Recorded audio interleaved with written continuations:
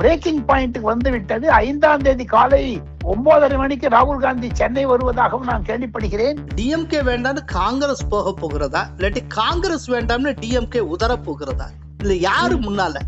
காங்கிரஸ் முடிவெடுத்து விட்டது. 234 தொகுதிகளிலும் நாங்கள் போட்டியிட தயார் என்ற ஒரு அறிவிப்பு. சோடங்கர் அவர்கள் மராட்டி பேசக்கூடிய ஒரு தமிழ் பெண்மணியினுடைய நிருபரிடம் இன்று காலை பேசிய போது சொல்லியிருக்கிறார், நான் தயாராக வெயிட் பண்ணி கொண்டிருக்கிறேன், ஆனாலும் we have opened a line with Vijay என்று சொல்லியிருக்கிறார். கோலஹலாஸ் டிவி யூடியூப் சேனல், இது வாய்மையின் எக்காலம்.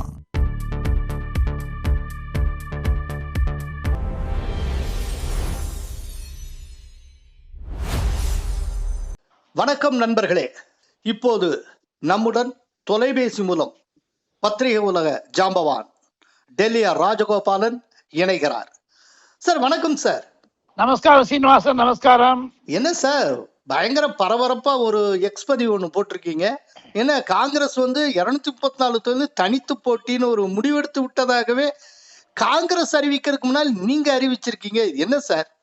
காங்கிரஸ் அறிவிக்கிறதோ இல்லையோ, காங்கிரஸ் ஒரு மூத்த central working committee, Congress working கமிட்டியுடைய உறுப்பினர் என்னிடம் தமிழில் சொன்னார்.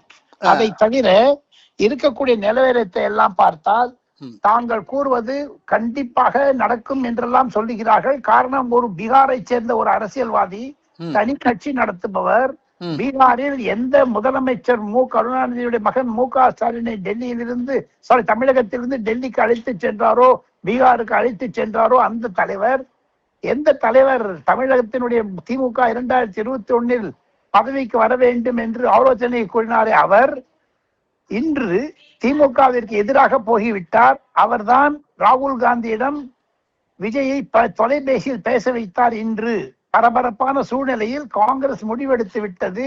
234 தொகுதிகளிலும் நாங்கள் போட்டியிட தயார் என்ற ஒரு அறிவிப்பு. ஒரு அறிவிப்பை கொடுத்தாலும் என்னை பொறுத்த மட்டில் பிறகு விஜயுடன் அவர்களுடன் சேர்ந்து பேச்சுவார்த்தை நடத்தக்கூடும், நாமினேஷன் ஃபைல் பண்ண அப்புறம். தவிர தங்களுக்கு ஒரு பரபரப்பா சொல்றேன், நீங்க எக்ஸ் பதிவு நாங்க போட்டிருக்கேன் டெல்லியிலன்னு சொல்றீங்களே, சென்னையில் இருக்கக்கூடிய கிரீஷ் சோடங்கர் என்பவர் சென்னையில் இருக்கக்கூடிய இந்தியன் எக்ஸ்பிரஸ் பத்திரிகைக்கு இன்று ஒரு பேட்டி அளித்திருக்கிறார். அதில் விஜயுடன் நாங்கள் பேச தயாராக இருக்கிறோம் என்கிறார். இது திராவிட முன்னேற்ற கழகத்திற்கு முதுகில் குத்துவது மாதிரி இருக்கிறது. ராகுல் காந்தி செய்யக்கூடிய இருதலை கட்சி டபுள் ஸ்டாண்டர்ட் எக்ஸ்போஸ் ஆகிவிட்டது. ஆனாலும் ராகுல் காந்தி எப்படி பீகாரில் தேஜஸ்வி யாதவை நடுத்தருவில் விட்டு விட்டாரோ, எப்படி ராகுல் காந்தி காங்கிரஸை பீகாரில் சின்ன பின்னமாக்கி விட்டாரோ, அதே மாதிரி தமிழகத்தில் செய்ய திராவிட முன்னேற்ற கழக தலைவர் க ஸ்டாலினை தனித்து விட்டு விட்டார். கடந்த 3 நாட்களாக 72 மணி நேரம் ஆயும் கூட ராகுல் காந்தி க ஸ்டாலினுக்கு எழுதிய அன்பு கடிதத்திலிருந்து மை டியர் பிரதர் ஸ்டாலின் என்று எழுதியிருக்கக்கூடிய கடிதத்தில் 3-4 ஷரத்துக்களை வைத்திருக்கிறார். தமிழகத்தில் ஆட்சி பங்கு வேண்டும், அடுத்தது தமிழகத்தில் இருக்கக்கூடிய பொது நிறுவன தலைவர்கள் பதவி வேண்டும் 5 அல்லது 6, தவிர தமிழகத்தில் இருக்கக்கூடிய நகராட்சியில் மேயர்கள் 4 மேயர்கள் வேண்டும். எல்லாவிற்கும் மேலாக தமிழகத்தில் இருக்கக்கூடிய முக்கிய கோவில்கள், திருவல்லிக்கேணி பார்த்தசாரதி கோவில், மயிலாப்பூர் கபாலீஸ்வரர் கோவில், காஞ்சி வரதராஜர் கோவில், எல்லா கோவிலையும் ட்ரஸ்டி வேணும் என்று, நிர்வாகிகள் அறங்காவலர் பதவி வேண்டும் என்று 100 கோவில் வேண்டும் என்று கேட்கிறார்கள். இதையெல்லாம் வைத்து பார்த்தால் காங்கிரஸை ஒரு மூட்டை கட்டி தூக்கி எறிய போகிறார் வங்கக்கடலில் க ஸ்டாலின் என்றுதான் டெல்லியில் எனக்கு கிடைக்கக்கூடிய தகவல் கிடைக்கிறது. க ஸ்டாலினும் இதுவரை பதில் வரவில்லை. 72 மணி நேரம் ஆகியும் பதில் வரவில்லை என்றும் சோடங்கர் அவர்கள் மராட்டி பேசக்கூடிய ஒரு தமிழ் பெண்மணியினுடைய நிருபரிடம் இன்று காலை பேசிய போது சொல்லியிருக்கிறார், நான் தயாராக வெயிட் பண்ணி கொண்டிருக்கிறேன், ஆனாலும் we have opened a line with Vijay என்று சொல்லியிருக்கிறார். இரு கொடி பாம்பு மாதிரி 2 சைட்ல எப்படி கடிக்க முடியும் சொல்லுங்க பாப்போம். ஒன்னு you have to be with DMK, otherwise you are with Vijay. நீங்க பீகாரை சேர்ந்த ஒரு தலைவர் ராகுல் காந்தி விஜயுடன் பேச வைத்தார், நிறைய டீட்டெயில்ஸ் சொன்னீங்க. அந்த டீட்டெயில்ஸ் ஒரு கூர்ந்து கவனிக்கக்கூடிய எந்த ஒரு நேயரும் அது பிரசாந்த் கிஷோர்னு ஈஸியா ஐடென்டிஃபை பண்ணிடுவாங்க. அவர்தானா? அவர்தான். ஓகே, இப்போ அவர் பேச வச்சிருக்காரு. இப்போ என்னன்னா, ஒருவேளை விஜயோட அலையன்ஸ் போகலாம், அப்படி இல்லைன்னா வெளியில வந்து 234 தனித்தே போட்டியிடலாம். 234 தனித்து போடுவது என்பது தமிழக காங்கிரஸ்காரர்களுக்கு ஒரு ஊக்குவிக்க சக்தியாக இருக்கும், மகிழ்ச்சி கிடக்கூடிய ஏன்னா சக்தியாக இருக்கும். 234 காங்கிரஸ்காரங்களுக்கு டிக்கெட் கிடைக்கும், அந்த கிடைக்கும். ஒரு அது சந்தோஷம் இருக்கும். ஒன்னே அப்படின்னா ஒண்ணு கேட்கிறேன், அவங்க வந்து ஒன்னே ஒண்ணு கேட்கிறேன். டிஎம்கேல இருந்து வாக் அவுட் ஆறாங்க. விஜயுடன் நெருக்கமாகிறார்கள், அதுதான் நியூஸ். விஜயுடன் நெருக்கமாகிறார்கள். அதை இன்னொன்னு கேட்கிறேன், இவா கிட்ட 234 கேண்டிடேட் இருக்கா சீனிவாசன்?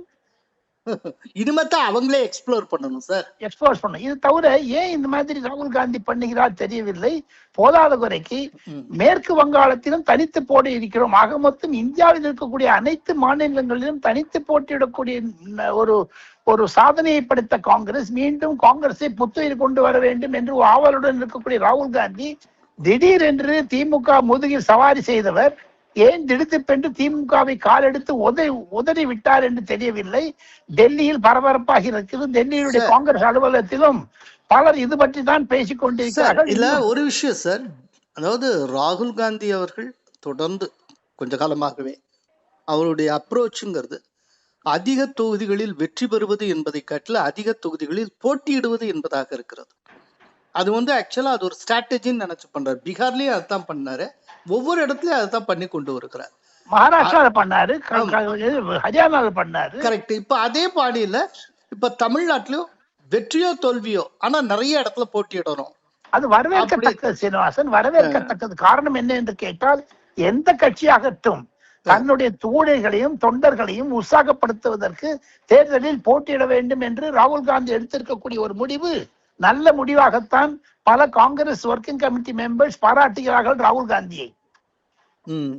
அப்படின்னா இப்போ கேசி வேணுகோபால் சந்திச்சு ஆழ்வார்பட்ட இல்லத்தில் வைத்து ஸ்டாலினை சந்தித்து பேசி கிட்டத்தட்ட ஒரு 3 நாள் ஆக போகுது. ஒரு பெரிய ஒரு சைலன்ஸ் ஒண்ணு போயிட்டே இருக்கு. இந்த சைட்ல இருந்து பதில் இல்ல, அந்த சைட்ல இருந்து பதில் இல்ல. அப்படின்னா இது என்ன அர்த்தம்? இப்போ காங்கிரஸ் இல்ல, என்னுடைய கேள்வி என்னன்னா, டிஎம்கே வேண்டாம்னு காங்கிரஸ் போக போகிறதா, இல்லாட்டி காங்கிரஸ் வேண்டாம்னு டிஎம்கே உதற போகிறதா, இல்ல யாரு முன்னால? இது யார் பூனைக்கு மணி கட்டுவது என்ற சந்தத்தை இருக்கிறது. 72 மணி நேரம் ஆகிவிட்டது என்று தாங்கள் சொன்னீர்கள். கொச்சிக்கு சென்ற கேசி வேணுகோபால் கொச்சியில் மலையாளம் ரிப்போர்ட்டர்ஸ் கிட்ட பேசும் பொழுது we are waiting for response என்று சொன்னார். Congress will participate in TN Tamil Nadu in the DMK alliance. That we will let you know finally. What was yesterday's No, that is discussion was cordial, but we are waiting for the results. தமிழகம் 72 மணி நேரமாக தமிழகத்திலேயே ஒரு camp செய்து கொண்டிருக்கக்கூடிய கிரீஷ் ஷோடங்கர் கோவாக்காரர், அவர் ஏன் இன்னும் எதிர்பார்த்து கொண்டிருக்கிறார்? ஒரு தடவை கனிமொழியுடன் பேசி ஆகிவிட்டது. ஏன் இப்படி ஒரு தொடர்பு, ஒரு சன்னாட்டா என்று ஹிந்தியில் சொல்வார்கள், அது சைலன்ஸ், ஏன் நிசப்தம் தெரியவில்லை? எது இருப்பினும் காங்கிரஸ் தலைவரிலிருந்து சீனிவாசன் அலைகள் ஓய்வதில்லை என்று சொல்லுகிறார்கள். அலைகள் ஓய்வதில்லைன்னா அது அர்த்தம் சங்கடம் இருக்கு. திமுகவுடன் எங்களுடைய அலைகள் மோதுவது என்று தான் அர்த்தம். அதாவது இந்த மோதல் போக்கு தொடரும், இது ஓயாதுங்கிறீங்க. ஓயாது கண்டிப்பாக. இது ஒரு பிரேக்கிங் பாயிண்ட்டுக்கு வந்து விட்டது. 5ஆம் தேதி காலை 9:30 மணிக்கு ராகுல் காந்தி சென்னை வருவதாகவும் நான் கேள்விப்படுகிறேன். அதற்கான ஏற்பாடுகளை செய்து இருக்கிறார்கள். 5ஆம் தேதிக்கு முன்னதாக இது பேச்சுவார்த்தை முடியுமா, அல்லது திமுக இருந்து நகர்வார்களா, அல்லது 5ஆம் தேதி சென்னையில் விஜய் சென்னைக்கு வருகிறார்? அது அஜெண்டா ஏதாவது தெரியுமா? அஜெண்டா தெரியும். அவர் சுற்றுப்பயணத்தை மேற்கொள்ள இருக்கிறார், நடைபயணத்தை வைத்திருக்கிறார். ஒருவேளை விஜயை சந்தித்தாலும் சந்திக்கலாமா என்று கூட ஏஷியங்கள் டெல்லியில் பரவலமாக இருக்கிறது. சீனிவாசன், நீங்களும் ரொம்ப பத்திரிகை தொழில தினமணியிலிருந்து, நானும் தினமணி அயல்நாட்டு பத்திரிகை வேலை செஞ்சிருக்கீங்க, உங்களுக்கு ஃபாரின் பாலிசி தெரியும், எல்லாம் தெரியும். ஆமா. ஒரே ஒரு கேள்வி கேட்கிறேன். எந்த ஈவெண்டா இருந்தாலும் கேசி வேணுகோபால் மு.க. ஸ்டாலின் முதல்வரை சந்தித்தார். நேற்று முன்தினம் 72 மணி நேரம் ஆகிவிட்டது. ஆமா, அவருடைய வீட்டுல வச்சு சந்திச்சார். ஓகே. ஏன் ஒரு போட்டோ ஒரு வீடியோ வரவில்லை? ஏன் தமிழக தொலைக்காட்சிகளில் பரபரப்பாக பேசக்கூடிய தமிழக தொலைக்காட்சிகள் ஒரு வீடியோ ஏன் வரவில்லை? கோப்பு காட்சிகளை காண்பிக்கிறார்களே தவிர நிகழ்வு காட்சியை காண்பிக்கவில்லை. 2வது கேள்வி, கரூர் சம்பவத்திற்கு பிறகு அக்டோபர், நவம்பர், டிசம்பர், ஜனவரி, பிப்ரவரி 5 மாதம் ஆகிவிட்டது. ஏன் ராகுல் காந்தி நாம் இருவரும் பேசுவது மாதிரி ஒரு தொலைபேசி எடுத்து மு.க. ஸ்டாலின் பேசவில்லை? ஏன் தூதுக்குழு அனுப்புகிறார்? ஜனவரி மாதத்தில் சபரிசன் சென்றார். ஜனவரி மாதத்தில் நீலகிரியில் ராஜாவை சந்தித்தார். அது ராகுல் சந்தித்தார். அதுக்கப்புறம் கனிமொழி டெல்லியில வச்சு ராகுல சந்திச்சாங்க. இந்த 3த்துக்குமே போட்டோ வரல, இந்த 3த்துக்குமே விளக்கம் வரல. என்னதான் நடக்குது ரகசியம் சீனிவாசன்? ஆக மொத்தம் போட்டோ போன் வரவில்லை என்றால் நூதனமான இருக்கக்கூடிய அட்வான்ஸ் டெக்னாலஜி இருக்கும், artificial intelligence, Twitter, Facebook, TikTok போன்ற நூதனமான ஒரு எலக்ட்ரானிக் ரெவல்யூஷன் இருக்கக்கூடிய சமயத்தில் ஒரு வீடியோ கால் ராகுல் காந்தி பேசி இருக்கலாமே மு.க. ஸ்டாலினுடன். ஏன் பேசவில்லை? ஓகே, கசப்பு இருக்கிறது. அது இனிப்பாக மாறுமா இல்லது துவர்க்குமா என்று தெரியவில்லை சீனிவாசன். பொறுத்திருந்து பாருங்கள். மிக்க நன்றி ராஜகோபால். தேங்க்யூ சீனிவாசன். நன்றி. கோலஹலாஸ் டிவி யூடியூப் சேனல், இது வாய்மையின் எக்காலம்.